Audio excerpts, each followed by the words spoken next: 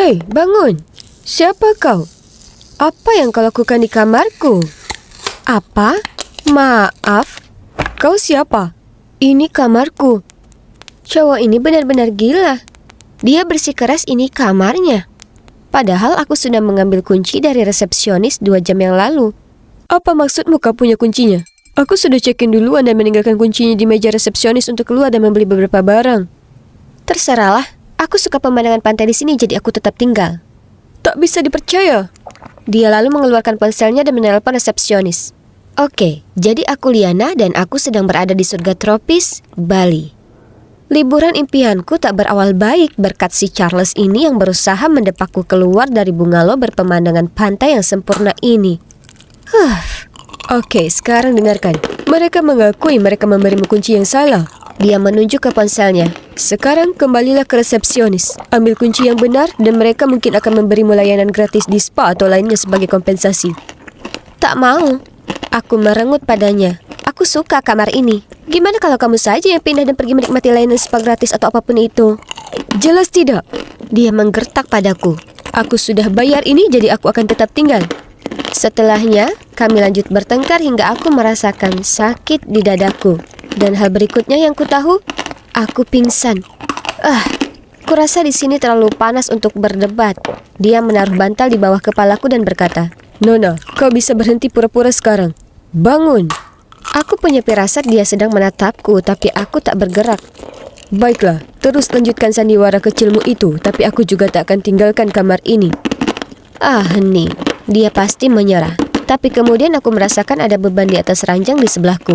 Tanpa berpikir 2 kali, ku buka mataku dan melompat dari ranjang. Oh, ternyata dia tak mencoba mencelakaiku. Sebaliknya dia hanya duduk di sebelah dan membuka laptopnya. Ups. Dia memutar matanya, menyuruhku pergi dan kemudian mulai mengetik. Aku mengibaskan rambutku ke belakang kemudian berkata, teruslah berkayal. Sekarang aku mau pergi menikmati hari yang cerah ini. Saat aku kembali, aku tak ingin melihat wajahmu. Setelahnya aku pergi dan menghabiskan sisa hari bersantai di pantai. Bali sangatlah indah. Di malam hari aku kembali ke bungalow dan siap untuk rebahan di tempat tidur. Hello, kataku saat aku masuk ke dalam. Wah, dia tidak ada di sana. Aku sudah menangkan perebutan bungalow ini.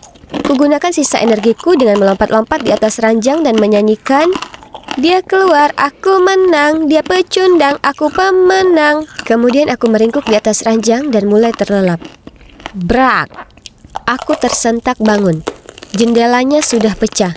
Dan di kaki ranjang terdapat sosok tinggi gelap.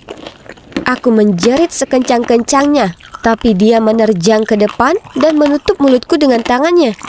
Diam, bisiknya di telingaku. Kemudian menarik lepas maskernya. Itu Charles. Bingung, aku berseru. Apa ini? Kenapa kau pecahkan jendelanya? Cepat, ambil barangmu. Aku mendorongnya menjauh dariku dan duduk di sana dengan tangan dilipat. Usaha yang bagus, tapi jika ini caramu mengusirku, itu tak akan berhasil. Aku tak akan pergi. Tiba-tiba, ada pria lain memasuki ruangan.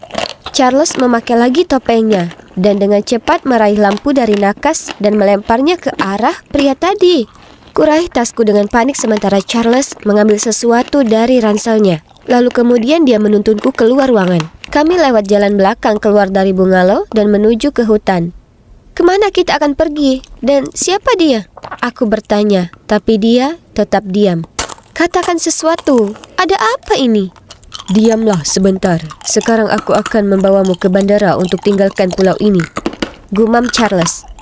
Saat itu gelap gulita dan kususuri hutan mengenakan sandal jepit. Kemudian parahnya lagi, aku tersandung dahan dan lututku terluka. Hebat. Dia menurunkan punggungnya dan berkata, naik. Aku agak curiga awalnya. Mungkin dia tak sejahat yang kukira sebelumnya. Setelah beberapa saat dia memutuskan kami sebaiknya istirahat di hutan sampai fajar tiba. Charles langsung tertidur begitu dia menyentuh tanah. Aku tak bisa tidur. Kemudian aku memikirkan kembali insiden di bungalow itu. Memikirkannya, aku ingat Charles mengambil sesuatu dari tasnya. Jadi aku menyelinap mendekatinya dan pelan-pelan meraih kantongnya untuk melihat apa itu. Tiba-tiba dia menjengkram erat lenganku. Charles, lepaskan aku. Aku mendesis. Lenganku mulai sakit. Aduh. Dengar, aku terlibat bisnis yang berbahaya, katanya sambil melepaskan aku. Aku berusaha pastikan kita berdua aman. Oke, aku bisa lihat jelas kekhawatiran di matanya. Jadi aku bergumam, baiklah. Kemudian dia menggosok lenganku. Setelah malam yang sangat tak nyaman karena tidak tidur, dia menyenggolku saat fajar tiba dan menyuruhku mulai jalan. Dia menggandeng tanganku dan menuntunku maju. Kurasa itu bagus karena dia fokus melindungiku. Tapi, kenapa dia terus menatap ponselnya?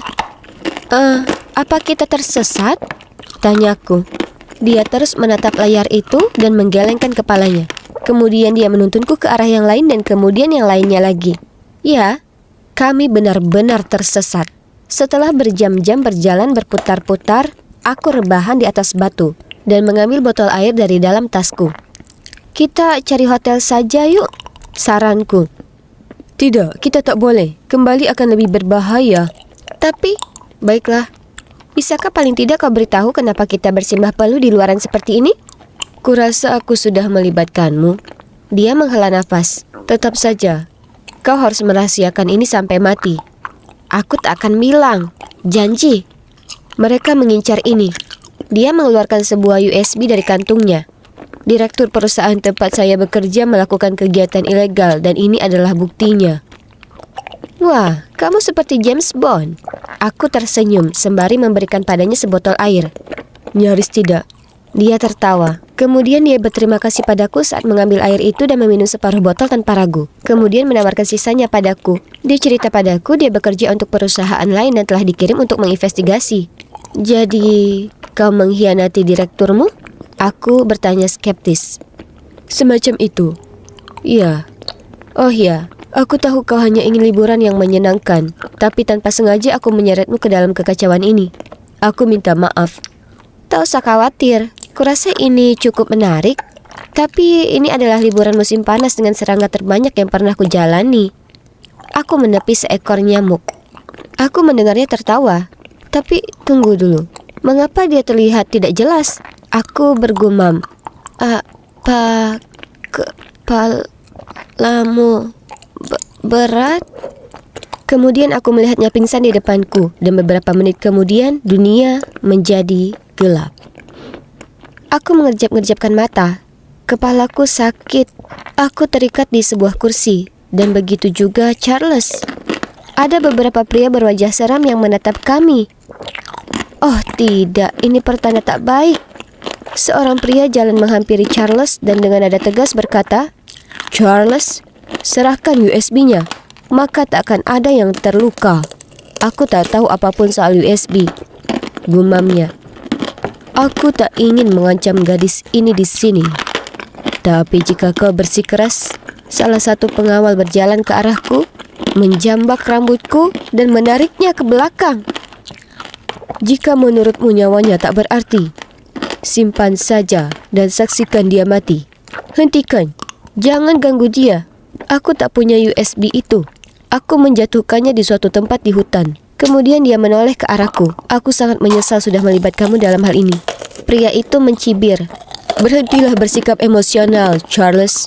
Itu tak cocok untukmu. Aku gemetaran ketakutan saat pria itu mengeluarkan sesuatu dari punggungnya dan mengarahkannya padaku. Kesempatan terakhir, Charles. Dia berteriak. Tidak, itu ada di sakunya. Dia pasti menyelipkannya di situ saat kami ada di hutan. Apa dia sungguh percaya kalau aku akan kabur dan membeberkan bukti itu? Kemudian, cut. Kerja bagus, kawan. Kita seharusnya dinominasikan penghargaan Oscar setelah ini. Aku bercanda, sementara pria itu berlutut dan melepaskan ikatanku.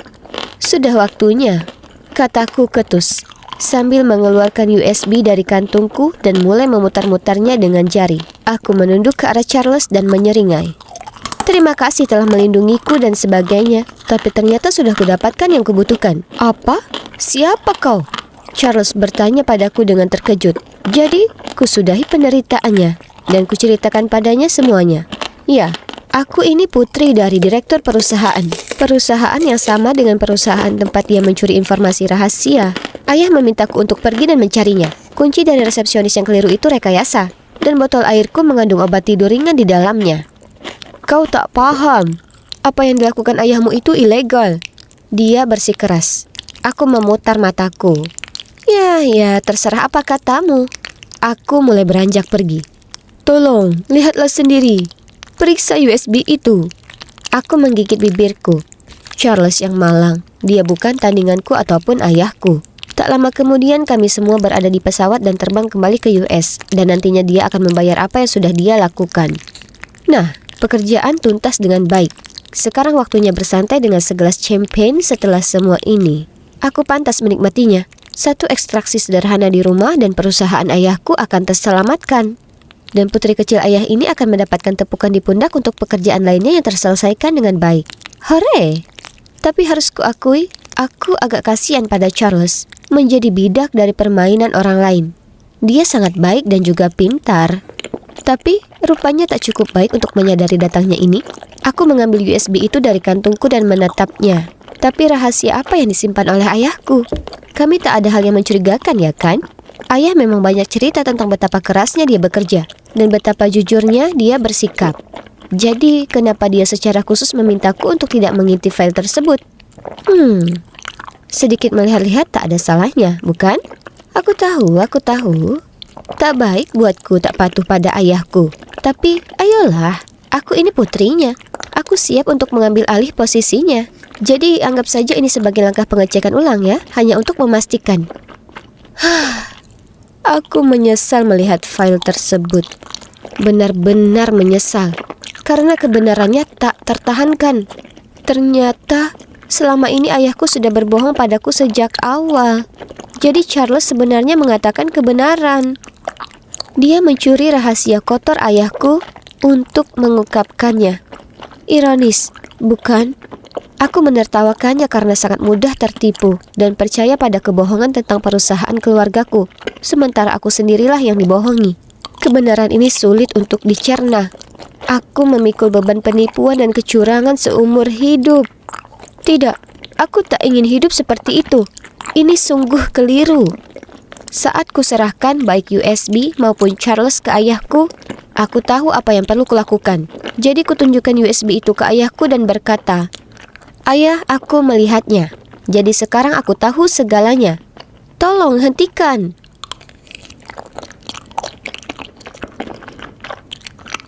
Liana, jadi ayahmu menyerahkan diri dan akan dipenjara untuk sementara waktu. Apa rencana yang akan kamu jalankan untuk perusahaan? Aku terdiam sesaat. Ini adalah pertanyaan besar. Apa sebaiknya kulanjutkan usaha ayahku atau menghentikannya sekali untuk selamanya? Aku teringat kembali hari di mana aku menentang ayahku. Tapi putriku, aku lakukan semua ini untukmu. Ini adalah warisanmu. Aku tak ingin hidup dengan uang kotor, ayah. Ayah selama ini menjadi pahlawanku, tapi sekarang aku hanya begitu malu denganmu. Wajahnya tertunduk, dan kulihat kesedihan di matanya. Melihat ayahku seperti itu adalah perasaan terburuk di dunia. Lalu terlihat seolah beliau sadar akan sesuatu. Ayah mengangguk pelan, menyerahkan stempel direktur perusahaan padaku. Lalu dengan sedih meninggalkan ruangan.